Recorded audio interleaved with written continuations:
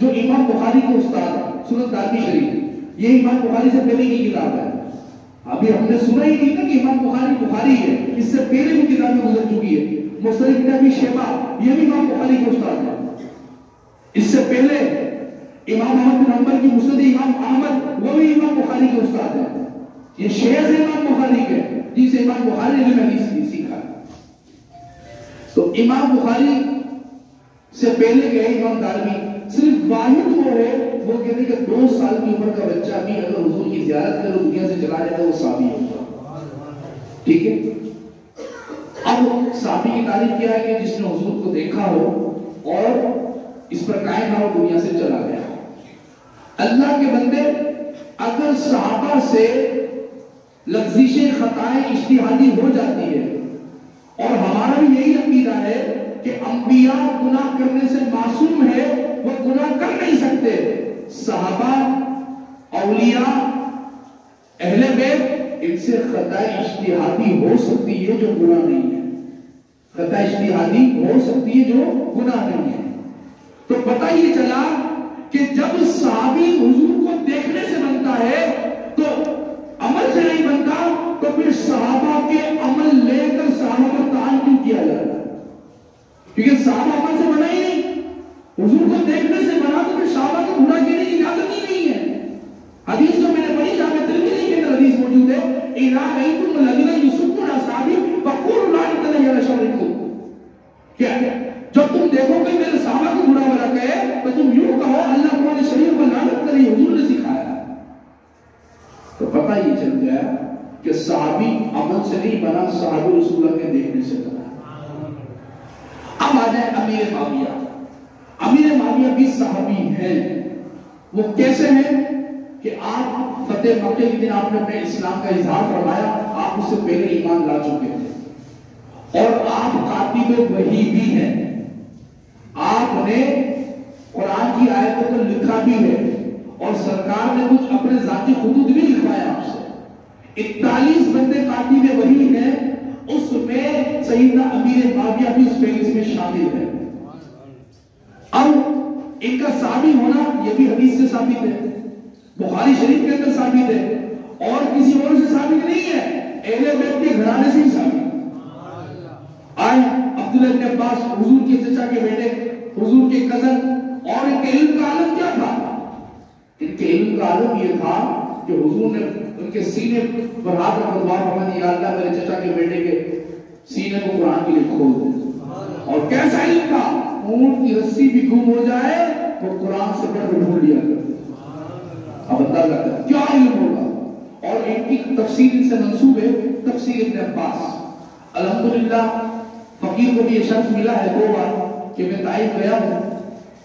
مکے سے 120-130 کلومیٹر کے فاصلے پر ہے. وہاں حضرت کی مسجد بھی ہے، حضرت کا مزار بھی ہے، حضرت کا مکتب بھی ہے، مکتب بھی انہی کے نام سے ہے. اور اس میں صحابہ کرام کے پتھروں پر لکھے ہوئے قرآن اور صحابہ نے مختلف چیزوں میں جو قرآن لکھے تھے اس کے نسخے بھی آج تمام موجود ہیں. جا کر دیکھ لیں. آج بھی مکے سے 25 ریال 30 ریال 20 ریال لیتے والے جانے آنے کے، تو جا کر دیکھ سکتے ہیں.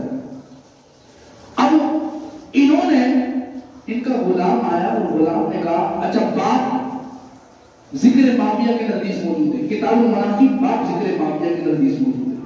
2 حدیثیں اس بات کے تحت آئے اور دونوں ایک ہی سند کے ساتھ ہے، ایک ہی سند ہے لیکن لفظ مختلف ہے. کیا ہے؟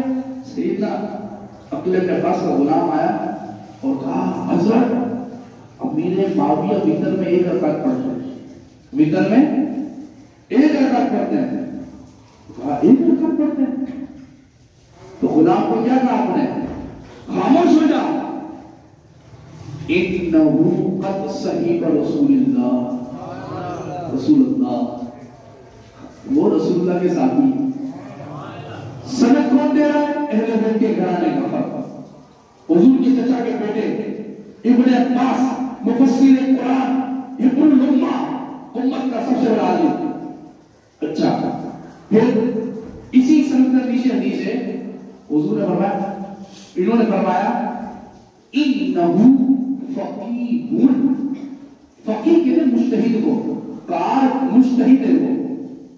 مجتہد کس کو کہتے ہیں؟ اگر کتاب سے ایک مسئلہ نکالے اور وہ مسئلہ نکالتے وقت خطا کر جائے تب بھی مجتہد کو ایک ثواب ملتا ہے۔ حضور کا فرمان ہے اگر جب بندہ مجتہد مسئلہ ڈھونڈنے نکلے یا مسئلے پر تحقیق کرے اور خطا کر جائے تو اس کو ایک ثواب ہے، اور اگر درست مسئلہ اخذ کر لے تو اس کو دو ثواب ہے۔ تو اب امام سیدنا امیر معاویہ رضی اللہ عنہ کا فقیہ ہونا بھی ثابت ہے اور صحابی ہونا بھی ثابت ہے۔ اب ان سے جو خطا ہوئی اس خطا کی بات کر رہے ہیں، اب فیصلہ آپ خود ہی کیجیے گا۔ دیکھو کسی کے پاس اقتدار کی لالچ نہیں تھی امیر معاویہ کو، نہ اقتدار کی بھوک تھی نہ ہوس تھی۔ آپ نے جو کہا روتے ہوئے وہ لفظ یہ تھے کہ کیا میں علی کو خلیفہ نہیں مانتا؟ بڑا مانتا ہوں۔ کیا علی مجھ سے بہتر نہیں ہے؟ بڑا علی مجھ سے کہیں بہتر ہے۔ تو کہا پھر آپ کیوں ان سے اختلاف کرتے ہیں؟ کہا میں اس لیے اختلاف کر رہا ہوں کہ عثمان غنی کا جو قتل ہوا ہے میں کہہ رہا ہوں کہ اس کا قصاص لے، کیونکہ عثمان میرے چچا کا بیٹا ہے، میری قوم میرے پیچھے پڑی بنو امیہ، عثمان غنی بنو امیہ سے تھے اور امیر معاویہ بنو امیہ سے تھے، میری قوم کا پیچھے میرے پیچھے، قوم کہہ رہی ہے بیعت اسی وقت کریں گے جب تک کہ قصاص لو، اب پھر کیا کرو؟ اور امیر معاویہ کو یہ کرنے کے لیے ان کے پاس دلیل تھی، اگرچہ دلیل مولا علی کے مقابلے میں کمزور تھی لیکن دلیل تھی۔ وہ دلیل کیا تھی؟ آؤ تم کو صلح حدیبیہ یاد کراؤں میں، صلح حدیبیہ کا وہ منظر یاد کریں۔ جب صلح حدیبیہ ہوئی اس سے پہلے کیا ہوا؟ عثمان غنی کو جب حضور نے بھیجا جاؤ سفارتی معاملہ کا طے کرو، جب انہوں نے حضور کو عمرہ کرنے سے روک دیا گیا وہاں گئے، عثمان غنی گئے، انہوں نے کہا کہ عثمان تم آئے ہو تو قتل ہوا ہے، میں کہہ رہا ہوں کہ اس کا قصاص لے، کیونکہ عثمان میرے چچا کا بیٹا ہے، میری قوم میرے پیچھے پڑی بنو امیہ، عثمان غنی بنو امیہ سے تھے اور امیر معاویہ بنو امیہ سے تھے، میری قوم کا پیچھے میرے پیچھے، قوم کہہ رہی ہے بیعت اسی وقت کریں گے جب تک کہ قصاص لو، اب پھر کیا کرو؟ اور امیر معاویہ کو یہ کرنے کے لیے ان کے پاس دلیل تھی، اگرچہ دلیل مولا علی کے مقابلے میں کمزور تھی لیکن دلیل تھی۔ وہ دلیل کیا تھی؟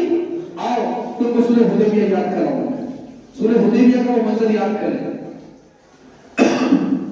جب صلح حدیبیہ ہوئی اس سے پہلے کیا ہوا؟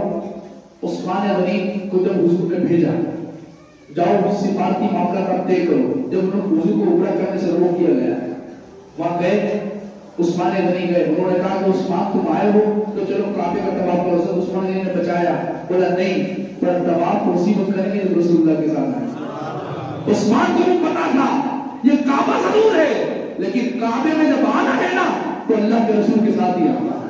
اسی لیے امام نے کہا تھا حاجی آؤ شہنشاہ کا روزہ دیکھو، کعبہ تو دیکھو، جو کہ کعبے کا کعبہ دیکھو، ان کو پتا میرا کعبے کا کعبہ تو وہاں پر ہے، میں کیسے دیکھوں گا؟ پھر قتل کی افواہ چلی، بہت سارے لوگوں کو یہ واقعہ پتا ہوگا۔ پھر حضور نے کیا کیا؟ سورہ فتح کے نزول حضور نے بیعتیں لی، کیا کہا بھائی بیعت کرو، عثمان کی قتل کا بدلہ لیں گے۔ خبر جھوٹی، حضور جانتے ہیں خبر تو جھوٹی ہے نا، حضور جانتے ہیں، کہا بدلہ لو، بدلہ لینا۔ حضور نے بیعت لی، پھر حضور نے ایک ہاتھ رکھا جو وہ باہو کا ایڈی تھی اپنے ہاتھ پر، اور ہم نے فرمایا کہ جو بیعت تیرے ہاتھ پر کر رہے ہیں تیرے ہاتھ پر نہیں کر رہی، اللہ کے ہاتھ پر کر رہے ہیں، اور اللہ کا ہاتھ دستے قدرت پر بے مثال و پاک اس پر کر رہے ہیں۔ بیعت کس نے لی؟ حضور نے لی، قتل نہیں ہوئے، افواہ تھا۔ ایکشن کتنا جلدی لیا کہ عثمان غنی کی اہمیت کا اندازہ ہو جائے گا۔ اب بتائیں امیر معاویہ نے جب اختلاف کیا اس وقت عثمان کی حضرت عثمان کی قتل کی جھوٹی خبر نہیں تھی، عثمان شہید ہو چکے تھے، تو ان کے پاس وہ دلیل تو تھی نا کہ حضور نے ایکشن اسے لیا تھا، ٹھیک ہے، دلیل صحیح تھی ان کے پاس، لیکن مولا علی کے مقابلے میں کمزور تھی۔ اب مولا علی کے پاس کیا دلیل تھی وہ سنیں، مولا علی کے پاس قرآن تھا، علی کے ساتھ، علی قرآن کے ساتھ، اور حق بھی یہی تھا کہ مولا علی نے جو کہا صحیح کہا، لیکن امیر معاویہ نے ذات کے اعتبار سے نہیں، علم کے اعتبار سے خطا ہوئی ہے، غلط فہمی کے اعتبار سے خطا ہوئی ہے. سنیں مولا علی کے پاس کیا دلیل تھی؟ وَإِن طَائِفَتَانِ مِنَ الْمُؤْمِنِينَ اقْتَتَلُوا فَأَصْلِحُوا بَيْنَهُمَا. جب مسلمان کے دو گروہ آپس میں لڑ بیٹھے، وَإِن طَائِفَتَانِ مِنَ الْمُؤْمِنِينَ اقْتَتَلُوا، لڑ بیٹھے، کیا کریں؟ فَأَصْلِحُوا بَيْنَهُمَا، دونوں میں صلح کرواؤ. کیا کرواؤ؟ صلح کرواؤ. اب صلح نہیں تو کیا کرنا ہے؟ فَإِن بَغَتْ إِحْدَاهُمَا عَلَى الْأُخْرَى، کوئی ایک بھی بغاوت کر جائے تو پھر کیا کرنا ہے؟ وَقَاتِلُوا الَّتِي، پھر کرنا شروع کرو.